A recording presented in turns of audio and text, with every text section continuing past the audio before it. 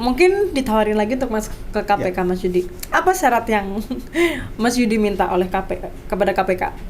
Ya, syarat saya adalah pimpinan KPK yang sekarang itu harus diperiksa semua.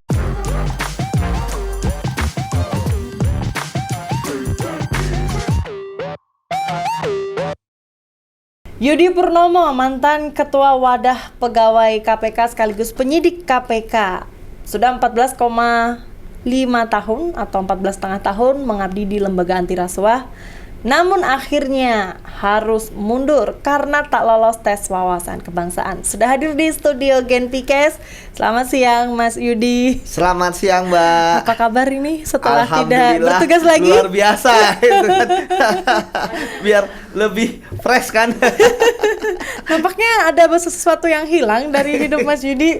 Iya, biasanya kita meriksa saksi gitu kan, atau ngejar buronan, atau kemudian nyita barang bukti atau aset-aset milik koruptor gitu kan. Ya sekarang mulai berubah barang gitu orang kan. lain sekarang sudah tidak ngurus lagi ya. Iya, terus kalau biasanya tiap hari kan di ruang seperti ini gitu kan, meriksa tersangka gitu kan. Nah sekarang malah saya ikut podcast gini. Kesehariannya apa setelah nggak lagi bergabung dengan lembaga anti rasuah? Ya, yang jelas bagi saya kan tentu semangat untuk berantas korupsi tidak boleh berhenti. Mereka boleh memberhentikan kita sebagai pegawai KPK secara administratif, tapi kan kita masih punya ilmu, masih punya pengalaman, itu yang nggak bisa dihilangkan, dihapus dari diri kita. Oleh karena itu maka saya pun justru makin tekad saya untuk memberantas korupsi semakin kuat, tapi memberantas korupsi dengan cara yang berbeda gitu kan. Mungkin dari sistemnya ada pencegahan. Saya saat ini kan juga melakukan banyak hal, misalnya mengisi seminar-seminar di kampus gitu kan. Makin banyak tawaran sepertinya. Banyak, luar biasa. Justru saya melihat loh, jadi malah ada kampus yang jauh gitu kan, di luar kota gitu ya, tapi tahu nomor handphone saya gitu kan. Jadi ngubungin gitu kan. Jangan-jangan ada manajer tersembunyi ini. Nah, kemudian kuliah juga saya masih kuliah sekarang kan, harus menambah ilmu juga gitu kan di UI. Kemudian juga ya saya bekerja sama dengan Bang Novel itu kan, kita membuat YouTube ya, video-video untuk pencerdasan. Artinya siap-siap ingin influencer ya. Dan alhamdulillah respon masyarakat bagus gitu kan, karena mungkin mereka dulu kan kita ini kan tersembunyi gitu kan, nggak kita nggak ada yang kenal gitu kan. Ternyata begitu kemarin kita di TWK kan, ternyata juga ada hikmahnya juga gitu kan, bahwa masyarakat ternyata ini loh orang-orang yang selama ini menangkapi para koruptor ya. Justru berkah juga gitu kan. Dari ilmu yang didapat selama duduk di kursi penyidik KPK, terus kemudian lebih banyak membaur ke masyarakat ya sekarang. Ya. Apa ilmunya dari Mas Yudi yang bisa diterapkan di keseharian Mas Yudi sekarang? Iya, pertama kan ilmu tentang integritas. Itu yang paling penting. Integritas itu kan bukan hanya diajarkan, tapi juga diaplikasikan. Dan masyarakat ternyata banyak yang pengen paham tuh apa sih integritas itu gitu kan. Kemudian kedua, bagaimana mengaplikasikannya. Termasuk anak-anak muda, saya lihat kemarin saya mengisi podcast startup ya. Itu mereka senang gitu kan, budaya anti korupsi itu akan mereka jalankan gitu kan. Ada 9 nilai anti korupsi kan, mulai dari jujur, peduli, mandiri, disiplin, adil, yang semuanya itu kan landasan dari integritas. Artinya saya ngelihat loh, ketika saya berbaur dengan masyarakat, justru semangat saya makin kuat gitu kan. Jadi hampir tiap hari saya ada acara untuk ketemu dengan masyarakat gitu kan, berinteraksi baik itu langsung maupun di sosial media ataupun lewat Zoom, seperti itu. Dari banyaknya undangannya Mas Yudi ya untuk mengisi berbagai acara. Kan kemarin saya mengikuti Twitternya Mas Yudi kalau pengen jadi seorang influencer anti korupsi. Ini benar ya? Iya. Gimana betul. Itu? Atau emang bukan aktivis ya, atau sesuatu yang baru dari Mas Yudi atau bagaimana? Saya lihat kan untuk aktivis itu udah pasti. Kemudian untuk pergerakan anti korupsi itu udah pasti gitu. Tapi hal yang paling penting saya lihat kan sebagai influencer itu adalah kita itu bisa mempengaruhi.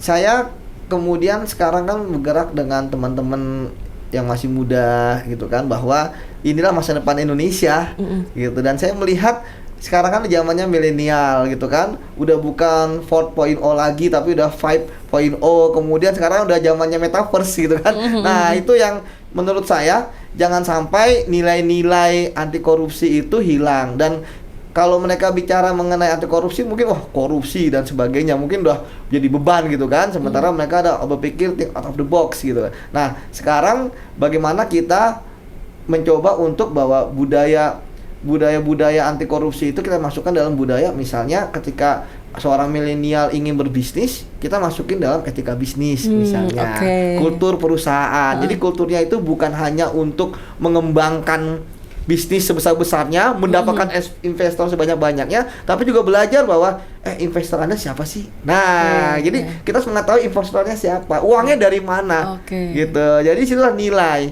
Karena saya melihat bahwa permasalahan korupsi ini yang paling penting dalam indeks persepsi korupsi kan, negara-negara yang indeks persepsinya bagus gitu ya, artinya nihil korupsi atau sedikit korupsinya, itu permasalahannya bukan hanya mereka tentang nilai korupsi, tapi tentang nilai-nilai yang ada di masyarakat, etiknya. Kita kan bisa melihat bagaimana negara-negara maju itu tidak lagi berpikir untuk korupsi, tapi mereka sudah berpikir bahwa ketika mereka melakukan kesalahan yang etik saja mereka udah mundur gitu kan. Sementara kalau di sini berkali-kali salah tetap aja gitu kan. Itu yang pertama. Kemudian kedua, sudah salah pun nunggu ingkrah, nunggu nanti punya kekuatan hukum tetap gitu kan. Berarti ini menyasarnya ke anak muda ya memang. Betul. Saya ingin kita lebih ke anak muda dengan tadi saya coba untuk menggali lah ide-ide, banyak juga ide-ide yang saya dapatkan. Kayak kemarin kan ternyata anak-anak muda yang lagi bisnis startup itu butuh hal selain bisnis, selain investor, selain menghasilkan pendapatan yang luar biasa. Nah, ternyata mereka butuh value nilai gitu kan. Dan kita bisa melihat bagaimana perusahaan-perusahaan asing gitu kan, itu kan mereka maju bukan hanya karena bisnis mereka, tapi juga bagaimana mereka mencoba untuk membangun nilai-nilai perusahaan. Misalnya tidak boleh menyuap, ya kan? Tidak boleh memberikan apa yang dinamakan dengan entertain. Seperti itu. Oke. Ini kan saya dengar Mas Yudi ini sekarang tengah menempuh pendidikan ya tadi bilangnya. Kalau nggak salah pendidikan intelijen. Ya, saya sedang ambil S2 di UI, kajiannya tentang intelijen, karena saya ngelihat bahwa kita butuh orang-orang yang mampu untuk mengelola informasi, mampu untuk berpikir mampu berpikir secara strategik gitu kan. Nah, jadi saya mengambil ini gitu kan, dan ini juga nanti tentu akan menjadi hal yang berguna gitu kan, terutama dalam hal bagaimana kita mengelola informasi dan data. Artinya saat ini kan dalam pemberantasan korupsi yang penting itu kan informasi dan data. Sementara di luar itu kan kita lihat yang banyak itu kan tuduhan-tuduhan, sangkaan, seperti itu. Jadi emang sudah concern, ini keputusan untuk menempuh pendidikan setelah keluar dari KPK atau emang sudah sebelum keluar? 2 semester itu sebelum keluar ya. Sekarang saya udah semester ketiga, insya Allah sih semester berikutnya tesis dan kelar gitu kan. Jadi saya bisa fokus ke yang lain gitu. Semoga berjalan dengan lancar tesisnya. Amin. Mas, ini kan selama 14,5 tahun ngurusin kasus orang yang panas lah ya istilahnya, udah nggak bisa nggak boleh ngomong sembarangan begitu. Kasus yang paling tidak bisa dilupakan oleh Mas Yudi apa, Mas? Kasus IKTP. Oke, kenapa? Karena gimana itu prosesnya? Kasus itu kan kasus yang rumit ya. Kemudian melibatkan banyak orang. Kemudian lintas negara. Saya saja ketika menangani kasus ini, saya harus pergi ke beberapa negara untuk memeriksa saksi di sana. Karena saksinya ada yang di luar negeri. Kemudian ini kan menjadi fokus nasional. Kemudian kan dampaknya luar biasa. Kerugian negaranya saja 2,2 triliun gitu kan, hasil auditnya gitu kan. Artinya kalau 2,2 triliun ini dibangun sekolahan dapat berapa? Atau yang paling ini kalau dibeliin bala-bala atau bakwan dapatnya banyak gitu. Bisa untuk konsumsi meeting. Nah, jadi ini yang luar biasa. Proyeknya sekitar 5,9 triliun, kerugian negaranya 2,2 triliun. Kan luar biasa gitu. Nah, Kemudian kan juga banyak tokoh-tokoh besar yang ikut terseret di sana, gitu kan, yang kita tahu lah siapa saja gitu. Jadi Sudah tahu IKTP kok itu netizen. menurut saya, dan ini kan terus berkembang, gitu kan, dan ini terus berkembang, tapi ya saya keburu diberhentikan gitu kan, seperti itu. Oh, berarti saat Mas Yudi keluar itu masih terus berkembang EKTP ya? Ya harusnya. Berarti kemungkinan masih ada tersangka-tersangka baru? Ya itu tergantung pimpinan KPK yang sekarang ya, saya nggak bisa menentukannya kan. Tapi ya harusnya ya ini akan harusnya selalu berkembang gitu kan, seperti itu. Oke, Mas Yudi, selama menjadi anggota penyidik KPK, pernah nggak sih mendapatkan rayuan yang mungkin orang luar yang tidak pernah tahu ya bagaimana proses kerja dari KPK gitu, rayuan yang mungkin smooth, tidak terasa, tapi ini paham nih, wah ini sebagai suap nih, calon-calon bibit-bibit suap nih, pernah nggak sih Mas? Iya, itulah yang saya katakan bahwa kan bukan hanya kita yang menilai kepribadian koruptor, koruptor juga menilai kita. Jadi mereka bisa melihat mana orang yang teguh dan berintegritas gitu kan. Jadi alhamdulillah selama saya menjadi penyidik nggak pernah ada satupun, jangankan mau menawarkan gerak-gerik kayak mau menawarkan pun nggak ada gitu kan. Yang pertama. Kemudian yang kedua, ya saya tentu saja adalah orang yang selalu menjaga integritas ya. Saya saja selama 14,5 tahun ini ketemu orang saja saya takut gitu kan. Jadi saya dari ya misalnya kayak pun kalau ke nikahan teman ya saya hanya datang kemudian pergi gitu kan. Kumpul-kumpul dengan teman ya nggak banyak lah. Kemudian juga ketika misalnya kumpul-kumpul ya saya ya ngelihat ini situasi kan siapa yang ikut dan sebagainya, karena saya takut ada fitnah gitu kan. Yang pertama. Kemudian yang kedua, ya kan teman-teman saya kan juga mereka ada yang jadi politisi, mereka jadi pengusaha, gitu kan. Yang saya nggak tahu mereka nanti ada hubungan apa gitu kan. Saya aja yang dari bawahnya kok. Makanya ketika misalnya kemarin ada penyidik KPK yang kemudian akhirnya menerima suap dan sebagainya, saya juga bingung gitu kan. Kok bisa gitu kan? Kita aja takut untuk ketemu, dia dengan entengnya dia datang kemana-mana gitu kan. Seperti itu. Tapi ya itulah mungkin integritas yang harus dijaga gitu. Lebih sulit nyidik pejabat atau pengusaha sih? Jujur Mas. Ya sama aja. Kalau kita penyidik itu kan bukan siapa yang lebih bagus, siapa yang lebih mudah, siapa yang lebih sukar, tapi barang buktinya ada nggak, alat buktinya cukup nggak gitu kan untuk menetapkan tersangka. Dan sekali lagi bahwa ketika kita menyidik, memang penyidikan itu ada rahasia. Tetapi begitu penyidikan selesai dan tersangka ini dilimpah gitu kan ke pengadilan menjadi terdakwa, di situ dia akan mendapatkan berkasnya, Mbak. Artinya dia akan mendapatkan proses penyidikan, ada BAP saksinya dan sebagainya untuk kepentingan pembelaan dia. Dan begitu di persidangan kan terbuka. Kenapa dia korupsi di dakwaan? Dia nerima uang dari siapa? Gitu kan. Kemudian nanti saksi-saksi diperiksa lagi di persidangan. Barang bukti kemudian ditunjukkan di persidangan. Artinya apa? Artinya bahwa semua proses di KPK itu terbuka nanti di persidangan. Nggak ada misalnya mengada-ngada misalnya, wah ini tangkap aja, wah apa dia menangkap? Belum lagi kan dia bisa nyewa pengacara yang menjamin hak-haknya, gitu kan? Kemudian kan pasti tanyakan apa sih yang dimiliki oleh KPK kepada dia, gitu kan? Nih bapak nih misalnya dia menerima uang, kan tunjukin nanti uangnya nih Pak, bapak tahu nggak uang ini gitu kan? Seperti itu Mbak. Jadi ketika dibilang bahwa ada orang takut, orang apa gitu kan, saya pikir nggak perlu takut, itu jelas. Jadi kalau Anda nggak bersalah, Anda nggak melakukan suatu perbuatan korupsi, ya jangan takut. Nggak mungkin diada-adain gitu kan, karena walaupun memang penyidikan rahasia, tapi nanti akan terbuka juga, gitu. Nah, kalau misalnya diada-adakan begitu pengadilan, loh, kok dakwanya apa dia ini kan, berarti kan tapi kan alhamdulillah selama ini kan KPK bagus gitu kan, bahwa semua terbuka di dakwaan jelas. Misalnya dia pasal menyuap, yang menyuap itu siapa, bagaimana proses penyuapan, tempatnya di mana, bagaimana prosesnya, uangnya dalam bentuk apa, ya kan, siapa saja saksinya, itu ada jelas gitu. Jadi dari rentetan posisi Mas Yudi di antara teman sebagai pejabat, teman sebagai pengusaha, rumit juga ya sebenarnya. Terus saya ngebayangin kalau jadi istrinya Mas Yudi, bagaimana memberikan pengertian istri tidak boleh sebebas dengan istri-istri sipil lain. Bagaimana Ya, itu, Mas? kalau istri Gejolaknya saya di rumah tangga bagaimana itu? Ya, istri saya sih alhamdulillah sudah memahami ya. Kemudian dia juga paham misalnya pekerjaan saya kan nggak pernah dibahas di rumah. Saya bilangnya paling keluar kota gitu kan. Paling nanti dia akan melihat ketika ada KPK OTT, wah ayah kemari nih gitu kan. Berarti bisa terpantau dong. Kemudian apa namanya?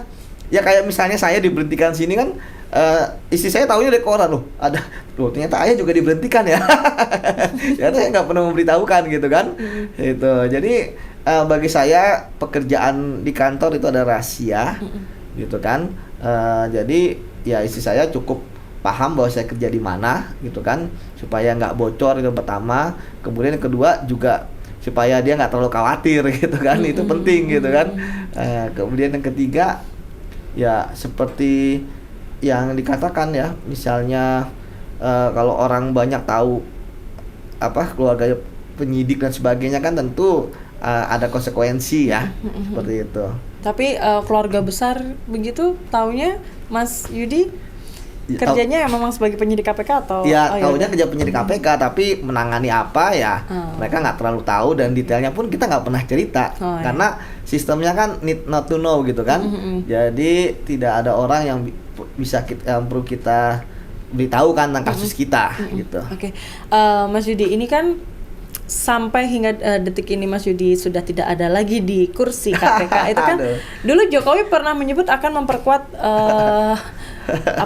benteng KPK. Kemudian pas kejadian ini semua anggapan negatif tentang KPK itu muncul kalau Jokowi itu dinilai melemahkan KPK. Bagaimana tanggapan Mas Yudi? Ya, saya pikir itu biar masyarakat yang menilai ya, seperti itu. Tapi yang jelas bagi saya pribadi ketika ya tidak lagi menjadi penyidik KPK, ya ada jiwa saya yang hilang gitu kan. 14,5 tahun, jadi KPK itu kayak cinta pertama kita. Dan karena saya angkatan kedua, ya maka ya kan saya bekerja di KPK, ya saya mencintai kerja di KPK. Kemudian apalagi kerjanya adalah sesuai dengan idealisme kita ya, memberantas korupsi. Kemudian yang ketiga bahwa kita jatuh bangun bersama gitu kan, walaupun saya pegawai muda gitu ya, tetapi kita merasa membangun KPK juga. Jadi kita tuh merasa di KPK itu bukan sekedar gajian saja, tapi pengabdian. Apalagi di KPK kan dulu pegawai sedikit, itu benar-benar kayak keluarga banget, dan sampai sekarang pun kayak keluarga gitu. Bahkan sampai sekarang kita keluar pun teman-teman yang masih dalam masih perhatian dengan kita, kita kan masih menghubungi, bahkan masih ada teman-teman yang main ke tempat saya seperti itu. Ya, itu hubungan sosialnya bagaimana Mas setelah tidak lagi menjadi pegawai KPK? Masih chat di grup WhatsApp gitu? Masih, atau mungkin curhat-curhatan? Ya, yang jelas pertama yang saya lakukan adalah ketika saya diberhentikan, maka saya harus keluar dari grup WhatsApp yang itu terkait dengan kasus. Itu berarti grup WhatsApp-nya sendiri ya, terkait kasus. Maka saya harus keluar. Gitu kan. Kemudian yang kedua, ya ada juga grup-grup yang paguyuban ya. Misalnya grup angkatan. Nah, itu kita nggak keluar gitu. Kalau Tapi grup ex KPK? Ya, itu ada. Saya sempat masuk kemarin ya. Tapi kemudian karena ada sesuatu hal dengan nomor saya, jadi saya dikeluarkan, tapi belum masuk lagi gitu. Pas lagi gejolak-gejolak kemarin itu, gejolak-gejolak tidak lolos TWK begitu, yang tidak lolos apa isi curhatan teman-teman dan mungkin Mas Yudi? Yang lolos atau tidak lolos? Yang tidak lolos. Oh, yang tidak lolos ya tentu kita merasa harus bertahan untuk melawan ya terhadap upaya. Awalnya kan itu nggak langsung diberhentikan, tapi dibebas tugaskan dulu gitu kan, baru kemudian diberhentikan. Makanya kita kemana-mana kan, kita ke Komnas HAM, kita ke Ombudsman, kita ke MA, kita ke MK gitu kan. Yang artinya perjuangan kita luar biasa. Ombudsman menemukan ada maladministrasi, Komnas HAM menemukan apa yang dinamakan dengan dugaan pelanggaran HAM sampai 11 lagi kan. Kemudian Mahkamah Agung dan Mahkamah Konstitusi mengatakan bahwa memang TWK itu sah gitu kan, tetapi kita bisa melihat bahwa prosesnya kan ya udah diinvestigasi oleh Komnas HAM dan Ombudsman. Bahkan MA lebih maju lagi menyerahkan kepada pemerintah. Jadi dari situ kita melihat bahwa kita benar-benar dikerjain ini. Apalagi kita minta hasilnya nggak dikasih. Bayangkan, ujian hasilnya nggak dikasih, tiba-tiba jadi rahasia negara gitu kan.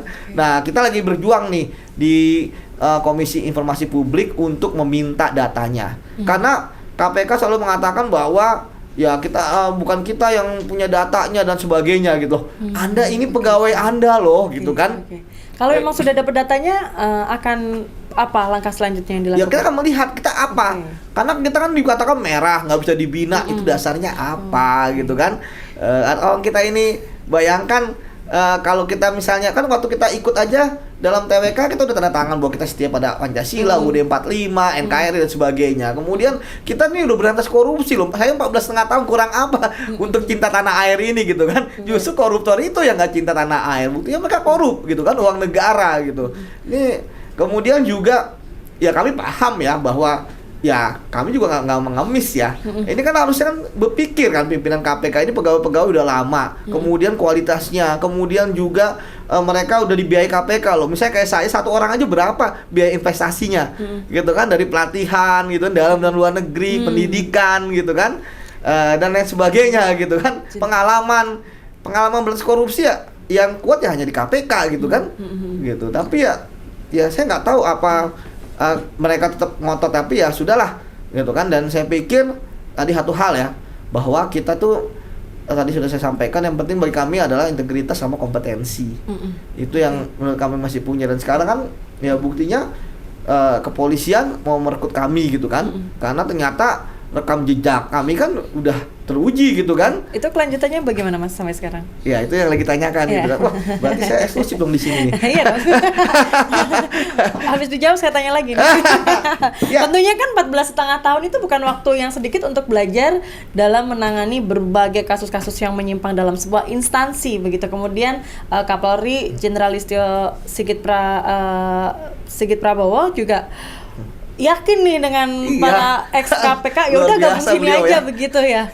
Saya juga terkejut gitu ya. Karena jujur ketika tanggal 25 ketika tanggal 16 pimpinan KPK bilang dipecat nih gitu kan, diberhentikan, disingkirkan gitu kan, tanggal 30 September, nanti 1 Oktober kita bukan pegawai KPK lagi.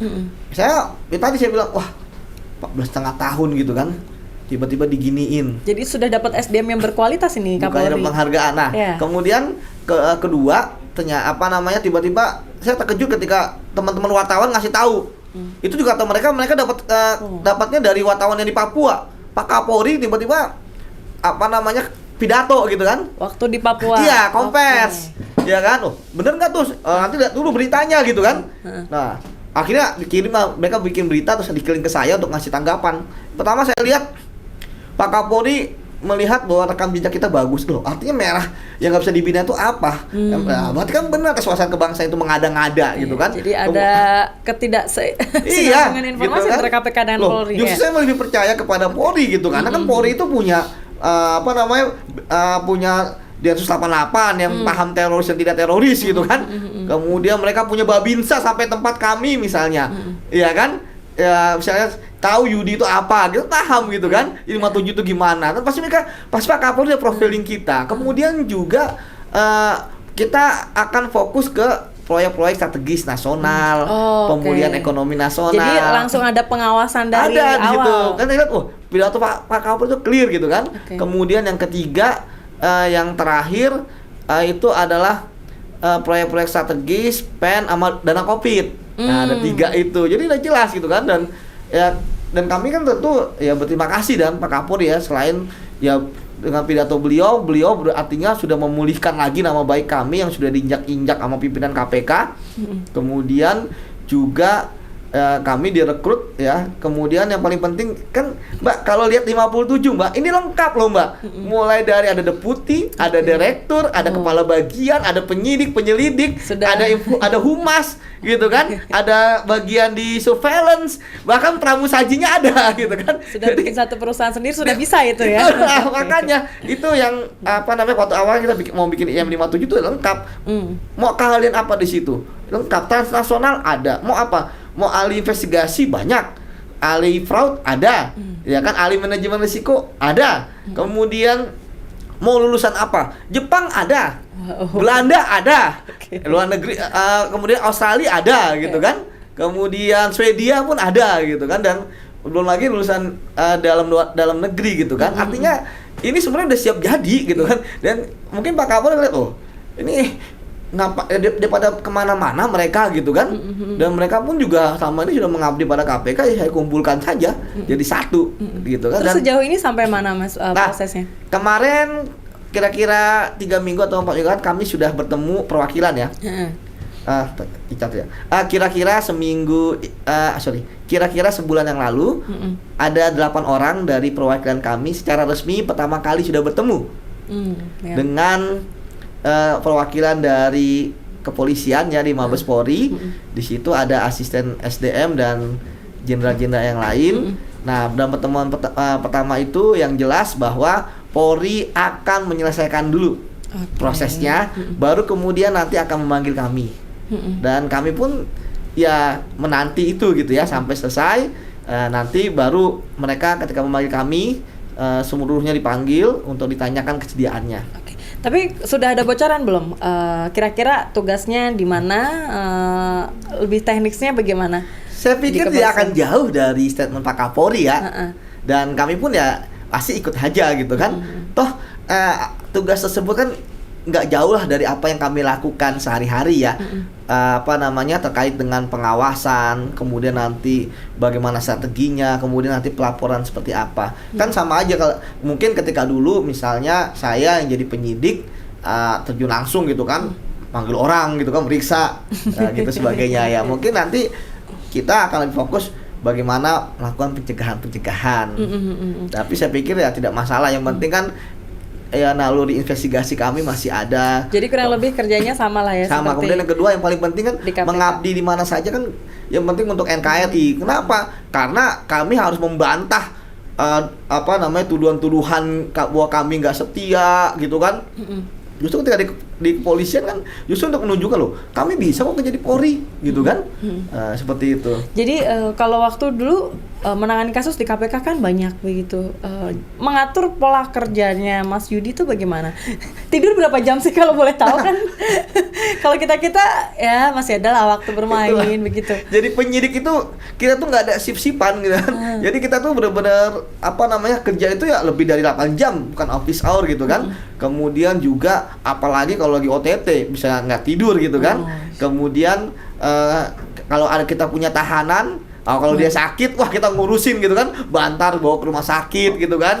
Kemudian juga banyak hal, misalnya mau lebaran ada OTT gitu kan. Wah itu hal-hal yang luar biasa lah. Kemudian lagi rekreasi bareng keluarga, tiba-tiba ada panggilan, wah harus buru-buru pulang ke rumah. Itu pernah terjadi? Pernah.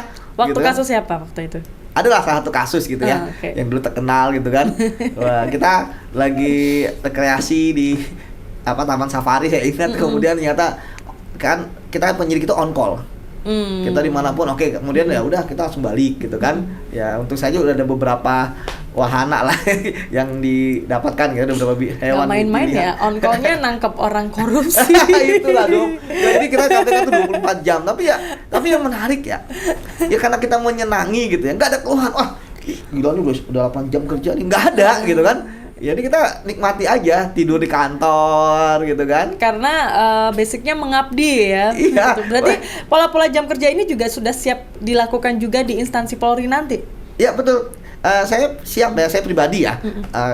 Kalau teman-teman kan terserah mereka kan. Karena memang dari kepolisian kan tidak ada pemaksaan gitu kan. Dari kepolisian itu nanti akan menanyakan ikut atau tidak gitu kan. Dan dari kepolisian sekali lagi yang menyerahkan nanti seperti apa. Nah kalau saya pun kalau nanti begitu hasil proses selesai gitu kan, ya ketika nanti saya akhirnya mengabdi di kepolisian, ya saya justru bukan hanya 100%, lebih dari itu saya kenapa? Karena istilahnya ini dengan saya melihat bahwa saya disingkirkan gitu kan, saya harus semakin membuktikan gitu kan. Apalagi kan saya melihat ya level saya kan sekarang udah mungkin dengan pengalaman saya kan mungkin udah level manajerial, strategik gitu kan. Dulu kan teknis gitu kan. Ya itu makanya saya harus memberikan yang lebih baik lah. Ketika dulu misalnya ya mungkin saya menangani kasus-kasus besar IKTP, Bank Senturi gitu kan, dan beberapa OTT gitu kan. Bahkan saya menangani ada 2 menteri gitu kan. Nah, mungkin saya harus memberikan yang lebih, tapi ya mungkin caranya lain. Tapi saya sekali lagi bahwa semua ini kan untuk negara dan bangsa. Itulah sebabnya mengapa sampai sekarang pun saya juga tidak mencari kerja dimanapun gitu kan. Karena saya melihat kalau saya cari kerja di swasta ya pasti jasanya profesional yang istilahnya saya bekerja dapat berapa gitu kan gajinya. Tapi kalau saya mengabdi pada negara gitu kan, berapapun gaji dari negara, saya pasti akan memberikan lebih gitu kan. Seperti itu. Sama kayak teman-teman yang lain kan juga begitu. Walaupun kan, mereka punya lisensi gitu kan, mereka punya certified, mereka juga istilahnya lulusan luar negeri dan sebagainya, mereka tetap saya dari diskusi tetap ingin mengabdi pada negara gitu kan. Tapi kan kalau gaji negara tidak bisa diharapkan besar sesuai apa yang diharapkan, mungkin orang lain menginginkan gaji yang lebih begitu. Kalau Mas Yudi bagaimana melihat? Karena kan ada orang yang mungkin sudah gaji negara tuh udah segini, ya udah ada yang terima-terima aja, tapi dia tetap bisa berintegritas. Tapi ada juga yang usaha lain atau apa untuk bisa memenuhi apa yang dia inginkan. Kalau Mas Yudi bagaimana, Mas? Iya, kalau saya pikir kan saya merasa saya adalah orang yang sudah selesai dengan diri saya gitu ya. Saya udah cukup lah gitu kan. Saya udah senang misalnya kemana-mana naik motor gitu kan. Kemudian ya mobil pun saya ada satu gitu kan. Kan dilaporkan di harta kekayaan, semua dilaporkan gitu kan. Saya punya mobil tahun 2012 gitu kan. Jadi saya nggak ada dalam pikiran saya, wah saya mau naik mobil mewah, itu nggak ada gitu kan. Saya maunya adalah ya saya nangkep orang gitu kan. Saya lebih suka seperti itu gitu kan. Istri nggak masalah? Istri juga nggak masalah gitu kan. Ya tenang-tenang aja gitu kan. Jadi karena hidup kita kan simple gitu kan. Kayak misalnya ya saya ngisi acara gitu kan, seminar gitu kan. Ketika misalnya gratis atau dibayar nggak masalah bagi saya gitu kan. Jadi ya senang aja gitu. Yang penting ada orang mau mendengarkan saya bicara gitu kan, konsep saya itu saya sudah senang gitu. Jiwa-jiwa influencer sudah muncul. Makanya orang-orang ngelihat wah gitu banget gitu kan. Oke, tapi Mas dari sini kan tadi dijelaskan kalau dibandingkan dengan negara lain, hukum kita itu termasuk ringan apa sedang apa sudah cukup berat untuk para koruptor? Sebenarnya hukum kita itu udah berat, tinggal mengimplementasikan saja. Ada hukuman mati loh, gitu kan. Ada seumur hidup, ada maksimal 20 tahun penjara. Nah itu harusnya lebih banyak dilakukan, gitu kan. Karena kalau koruptor itu saya melihat ya dari sisi pencegahan sudah dilakukan oleh negara ini, oleh pemerintah ini, oleh KPK dan sebagainya. Tetapi mereka tidak akan berhenti kalau sebelum ditangkap. Itu yang menarik, gitu kan. Jadi karena saya melihat di Indonesia korupsi itu karena banyak teori-teori ya, ada gaun teori, ada ini sebagainya. Tetapi yang menarik ada dua hal yang paling penting. Saya lihat korupsi itu orang untuk gaya hidup, gitu kan. Ya nggak akan bisa lah mau berapa puluh triliun pun korupsi kalau misalnya untuk memenuhi gaya hidup ya nggak bisa lah, gitu kan. Karena nggak ada habisnya. Nggak ada habisnya. Kemudian kedua greed, rakus. Bayangkan orang koruptor sampai puluhan miliar, ya kan? Itu buat apa, gitu kan? Jangan ngomong di bawah mati gitu. Dia aja makan ketika korupsi puluhan miliar masih 3 kali sehari, ya kan? Memangnya ada orang ketika korupsi miliaran dia makannya bisa 200 kali sehari gitu kan? Kan enggak gitu kan? Jadi gitu saya buat apa misalnya rumah mewah, banyak lagi kan mobil mewah gitu kan, dan lain sebagainya. Udah gitu menyembunyikan aset luar negeri ya, bilang ya ampun. Udah korupsi gitu kan, capek-capek lagi capek-capek lagi nyembunyiin di luar negeri gitu kan. Gini saya melihat ya itulah. Tapi ya memang kan kita nggak bisa berpikir seperti pikiran para koruptor. Ya kan? Karena pikiran kita kan polos gitu kan, idealis gitu kan. Tapi kalau ngomongin konsep hidupnya Mas Yudi tadi, konsepnya kan saya sudah selesai dengan diri saya sendiri, begitu. Ketika Mas Yudi sudah tidak lagi di KPK, kemudian kan masih ada tanggungan kuliah begitu, kebutuhan anak istri di rumah, itu memenuhinya dari atau mungkin ada bisnis lain? Ya saya kalau bisnis, saya tuh orang yang nggak bisa bisnis ya, atau belum bisa. Tapi misalnya kayak teman-teman yang lain kan, ada yang berjualan gitu, bakat entrepreneur saya lihat kita pada punya bakat entrepreneur ya. Dan itu setelah menjadi mantan pegawai. Karena kan saya KPK kan single salary ya, gitu kan. Jadi saya pun juga ya udah dengan gaji KPK ya udahlah itu aja gitu kan. Apalagi saya cari. Nah jadi saya pertama ya untung alhamdulillah istri punya tabungan gitu kan. kemudian kerja juga, dan ya dia memahami saya apa adanya ya, makanya bersyukur juga gitu kan. Kemudian yang kedua ya ada uang-uang tambahan lah dari ketika saya memberikan seminar gitu kan. Nah itu untuk sementara jadi biaya hidup kita gitu kan. Buat bayar sekolah anak misalnya, buat bayar kehidupan sehari-hari gitu. Tapi ya sudah saya sampaikan ya sebenarnya nggak banyak gitu kan kebutuhan saya gitu kan, nggak terlalu inilah harus bulan ini gimana, bulan itu nggak apa. Apalagi kan selama 14,5 tahun ini kan kita juga banyak nabung juga gitu kan. Iya, jadi masih aman lah betul, ya. Betul, seperti tadi saya bilang, apa yang paling penting di sini itu kan dignity kita gitu kan, pride kita bahwa kita nggak boleh mengemis gitu kan. Dan alhamdulillah saya sampai saya ini nggak ngemis kemana-mana, ada kerjaan nggak ada enggak gitu kan. Justru ya kemarin saya berapa kali saya ketemu dengan teman-teman gitu kan, lewat Zoom ataupun langsung, mereka menawarkan saya untuk mengisi, pertama ada yang ingin bikin pelatihan tentang investigasi gitu kan. Kemudian ada yang ingin bikin sertifikasi untuk akuntan. Nah nanti saya akan mengisi di investigasinya. Jadi ya alhamdulillah ada seperti itu gitu kan. Dan apa namanya ya, saya pikir tadi saya bilang kompetensi itu yang masih saya jaga sampai sekarang. Makanya ketika saya punya YouTube gitu kan, saya mencurahkan apa yang ada pikiran saya supaya nggak hilang gitu kan. Nanti Jadi saya juga teman-teman juga kan minimal dapat inilah pengetahuan gratis gitu kan. Kayak seperti itu. Ini saya bisa nih langsung nanya-nanya ini ya, buat dapat pengetahuan gratisnya. Mas, kalau boleh dibocorkan, kalau menurut Mas Yudi itu role model penegakan kasus korupsi di Indonesia itu harusnya tuh seperti negara mana? Kalau saya ngelihatnya seperti jauh-jauh ya, itu misalnya Singapura ya. Singapura itu dari sisi pemerintahan korupsinya bagus dia. Dia di sana itu saya pernah ketemu dengan orang-orang sana ya. Kemudian cerita-cerita gitu ya. Di sana jarang pejabat tinggi negara atau bahkan mereka nggak pernah gitu ya menangani sekarang gitu ya. Menteri lah korupsi dan sebagainya gitu. Saya pernah ngomong bahwa di suatu tempat gitu ya di luar negeri, saya ngomong dengan teman-teman saya dulu bangga, saya nih kita ya KPK nih ya, nangkap ketua DPD gitu kan, nangkap ketua parlemen.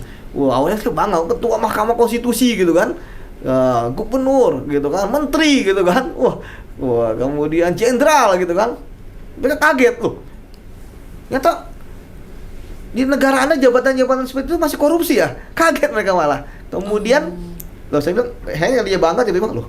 Ternyata mereka aja tingkat gubernur udah berapa belas tahun yang lalu mereka nangkapnya gitu kan. Jadi mereka lebih banyak ke PT corruption gitu.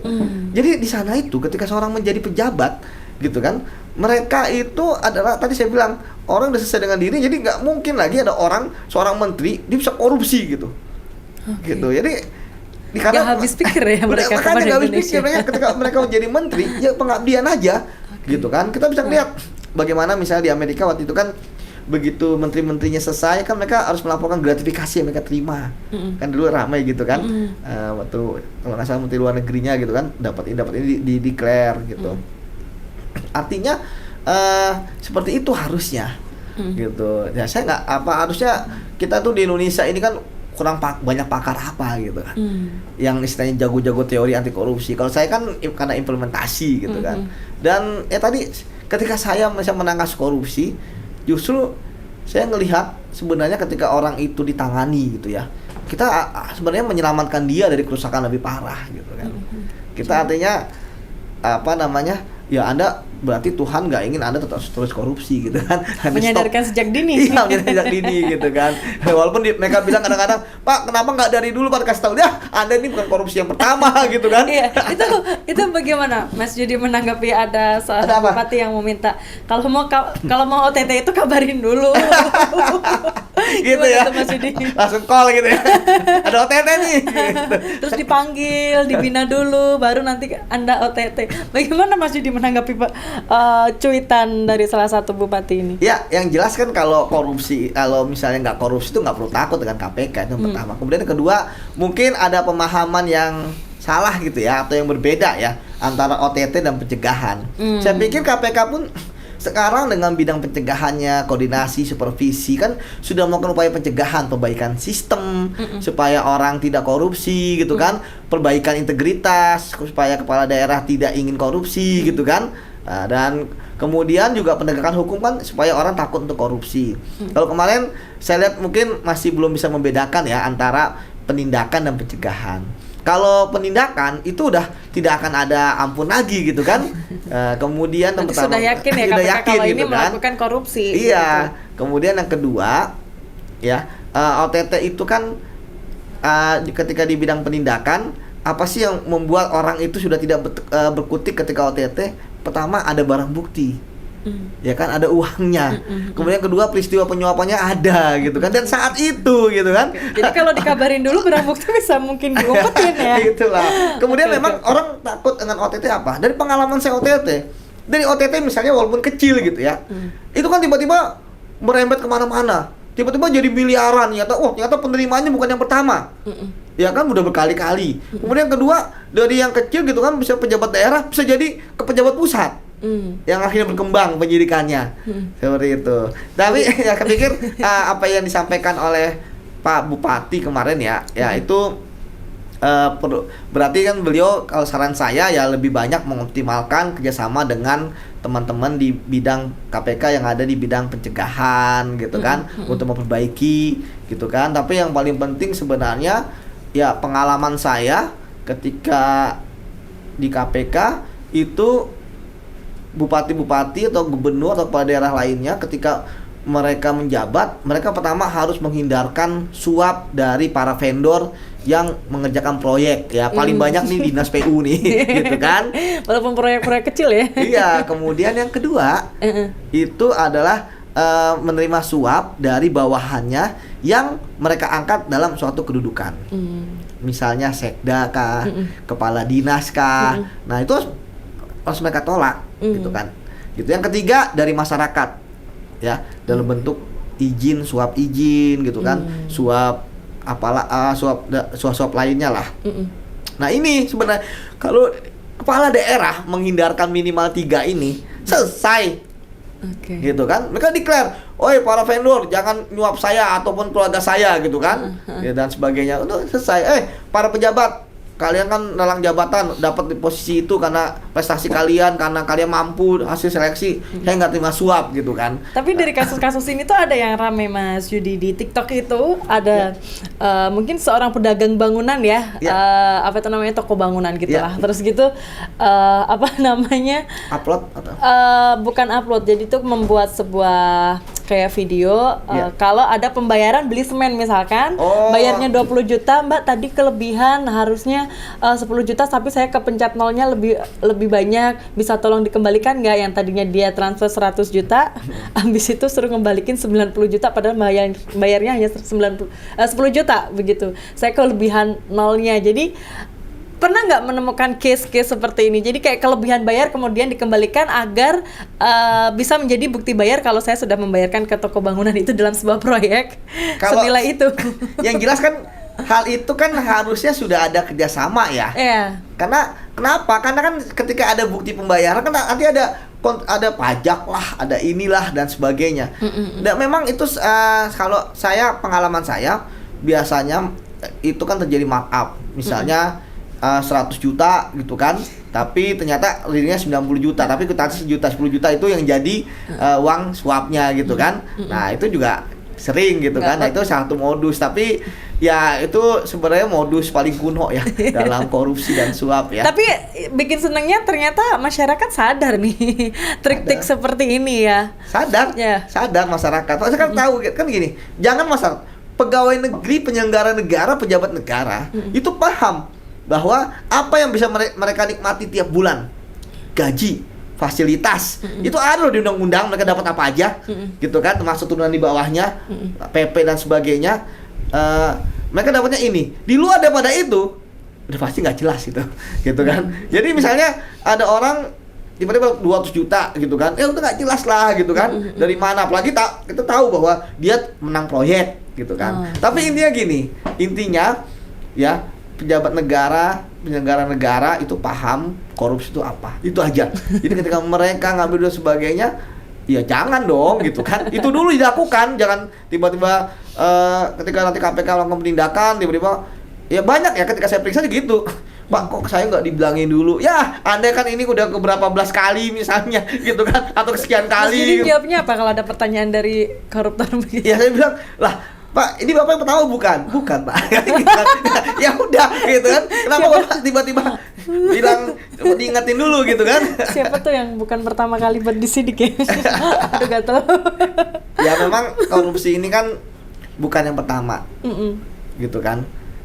Korupsi, orang itu korupsi pasti berkali-kali. Gitu kan. Karena dan apesnya aja ketangkep. Bukan apes ya, buktian lah gitu kan, yang pertama. Kemudian yang kedua, ya mereka ngelihat, oh enak kok punya wewenang ternyata dapat duit. Itulah sebabnya Mbak. Ketika orang udah nggak punya wewenang, bukan kepala daerah, bukan pejabat negara, gitu ya. Itu memang ada orang yang masih perhatian lagi, udah sedikit lah, gitu kan. Tapi kalau mereka menjabat, gitu kan luar biasa. Wah semua kenal gitu. Bahkan yang bukan saudara pun jadi kenal gitu kan. Ngaku kenal gitu kan. Seperti itu. Jadi jadi ya itulah makanya kenapa korupsi berkaitan dengan jabatan. Gitu. Ya saya pikir salah satu yang harus dilakukan adalah kita harus punya pemimpin-pemimpin yang anti korupsi ya. Dan bukan muda aja, banyak yang muda ternyata korup juga. Gitu kan. Ini yang saya pikir, waduh, ini mau bagaimana kita kan? Tapi ya sekali lagi seperti saya sampaikan ya kita nggak boleh menyerah gitu kan, toh buktinya bahwa negara kita ini itu masih harus banyak belajar gitu kan. Setelah kalau kita hitungnya jangan dari kemerdekaan, dari reformasi saja udah 23 tahun gitu kan. Gitu. Jadi kan Mas Yudi ini mengalami berbagai pimpinan ketua KPK gitu. Ya. Yang paling mungkin mudah menaikkan kasus itu zamannya siapa? Nggak ada pemimpin KPK yang mudah menaikkan kasus ya. Ya pasti semua ada buktinya gitu kan. Dan saya sudah merasakan semua dinamika ya, baik dulu sebagai di pencegahan atau di penindakan. Yang cocok dengan hati Mas Yudi saja deh. Yang cocok dengan hati Mas Yudi. Ngarep banget dijawabnya. Ya semuanya berkesan ya di saya gitu ya. Pak Ruki yang pertama kali menyambut saya gitu kan.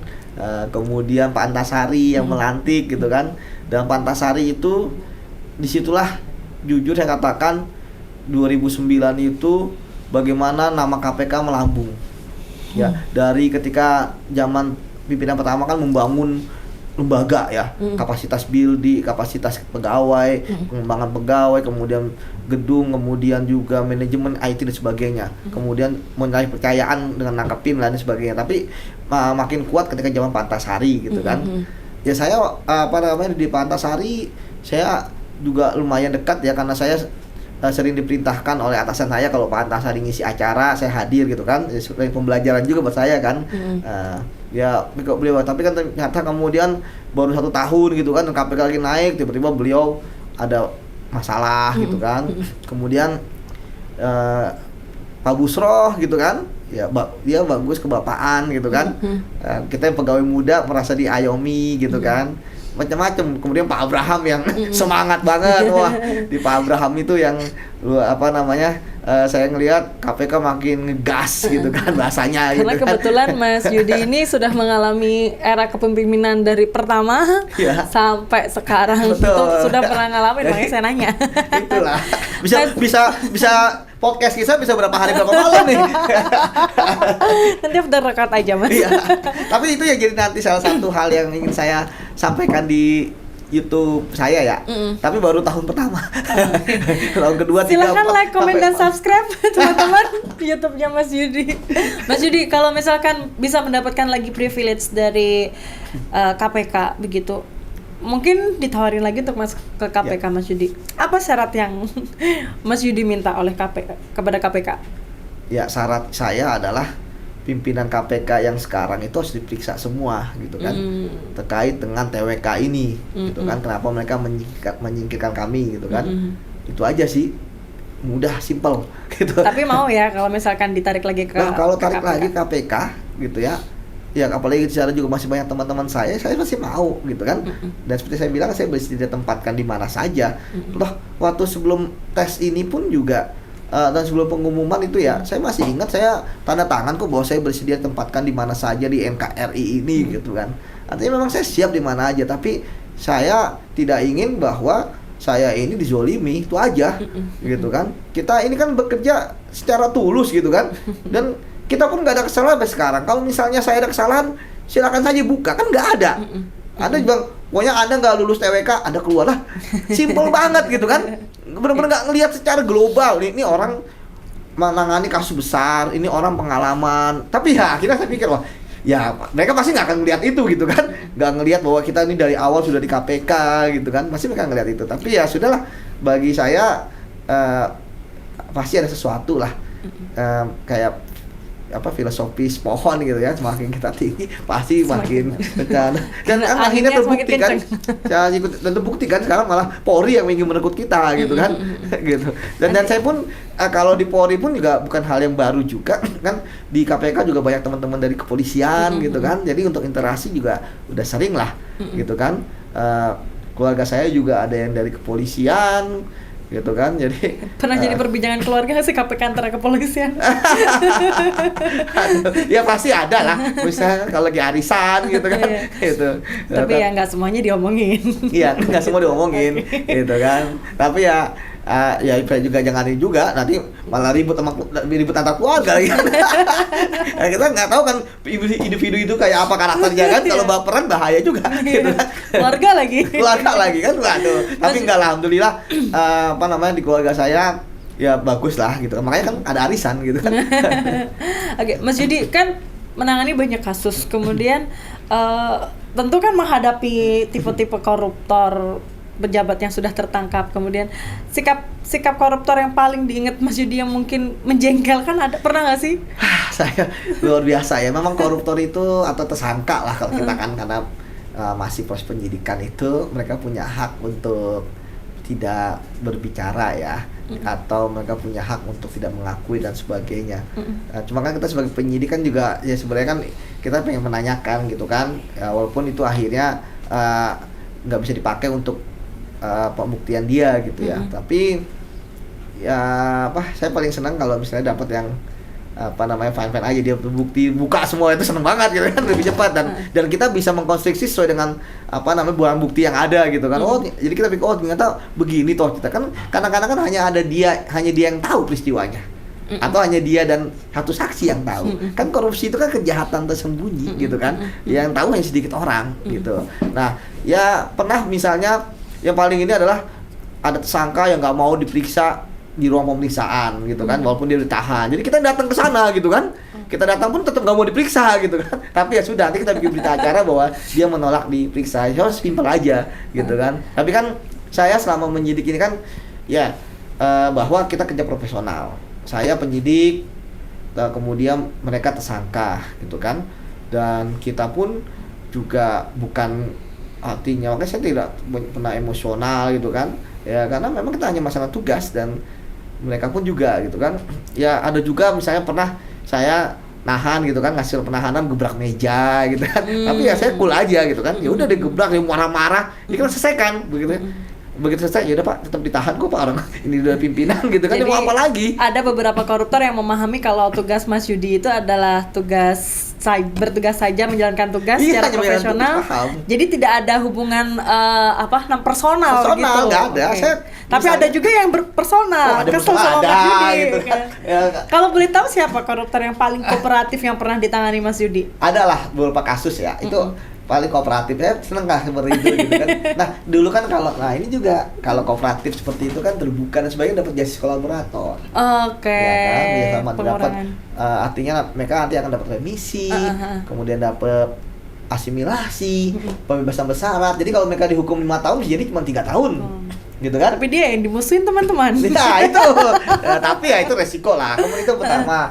Kemudian yang kedua, bahwa mereka yang nggak JC, waduh, istilahnya mereka yang istilahnya punya nggak ngaku gitu kan, nggak mau kooperatif gitu kan, mereka ketika dihukum 5 tahun ya tetap 5 tahun gitu kan, karena nggak akan mungkin penegak hukum gitu kan mengeluarkan rekomendasi gitu kan, karena itu syaratnya. Tapi kan itu udah dicabut gitu kan.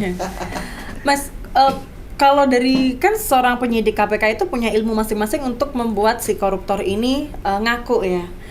Kalau trik yang identik dengan Mas Yudi itu apa sih biar nih koruptor ngaku nggak lu gitu.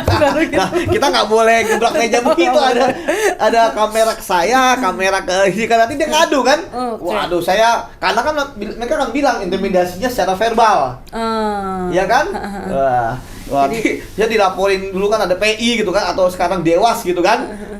Kalau saya sih, saya nggak ngejar pengakuan ya. Jadi mereka ngaku-ngaku silakan. Itu karena berpulang pada mereka. Tapi saya strategi saya lakukan, saya menunjukkan barang buktinya apa. Misalnya ditunjukkan pada saudara uang sebesar 1 miliar, gitu kan.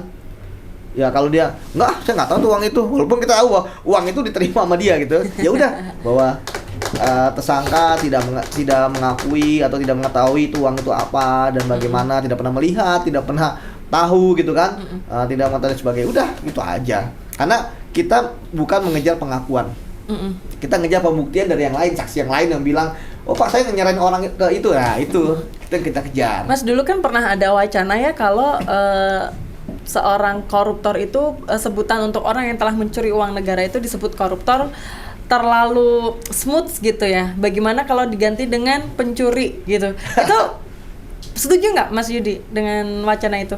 Ya, saya pikir banyak hal yang harus kita lakukan ya. Tetapi memang saya setuju ya, sudah ada beberapa kantor ya, berita ya. Saya lihat media-media online tuh pakai pencuri ya. Saya baca itu maling uang APBN ditangkap gitu kan, maling uang APBD ditangkap gitu kan. Saya pikir itu setuju saja gitu. Tapi memang konteks itu harus bersama ya, nggak bisa parsial gitu kan. Karena memang kalau di bahasa Indonesia masih pelaku tindak pidana korupsi ya koruptor gitu kan. Gitu. Sekarang aja kita belum tahu nih pelaku tindak pidana kolusi dan nepotisme itu sebutannya apa gitu kan. Kan nggak mungkin kolositor dan nepotistor kan gitu kan. Tapi sekarang kayaknya belum ditemukan itu. Kolusi, korupsi, nepotisme. Iya, gitu. Oke, Mas Yudi, kan sudah merasa meninggalkan legasi apa belum sih kalau misalkan atau sedang mempersiapkan legasi sendiri?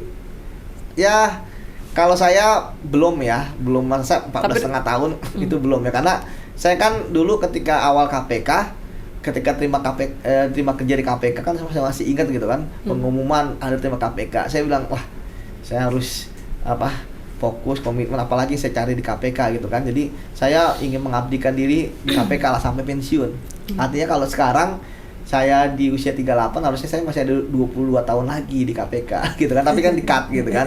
Jadi kalau untuk legacy, karena saya adalah orang yang teknis gitu ya, saya belum bisa meninggalkan banyak lah ya. Karena saya sampaikan, saya kan penyidik.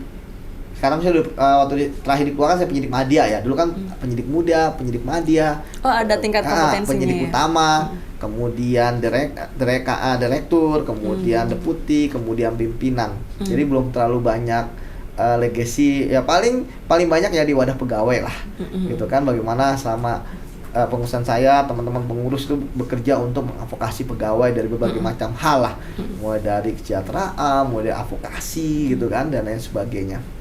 Jadi masih terus berkembang dan meningkatkan kompetensinya. Iya, karena ya karena memang harusnya kan kita masih panjang waktunya.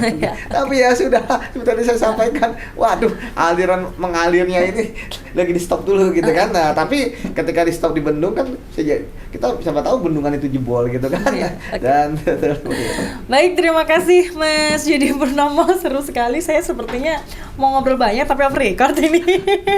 Semoga rencana-rencana ke depan setelah tidak bergabung dengan KPK dan bisa bergabung dengan Polri, bisa melakukan banyak hal yang bisa dilakukan oleh mantan-mantan pegawai KPK untuk negara. Begitu ya Mas Yudi ya. Terima kasih Mas Yudi sudah hadir di studio Genpikes, genpi.co. Nantikan sekian obrolan kita dengan Mas Yudi Purnomo, mantan pegawai KPK. Dan saya Tika Biontoro, nantikan Genpikes selanjutnya minggu depan.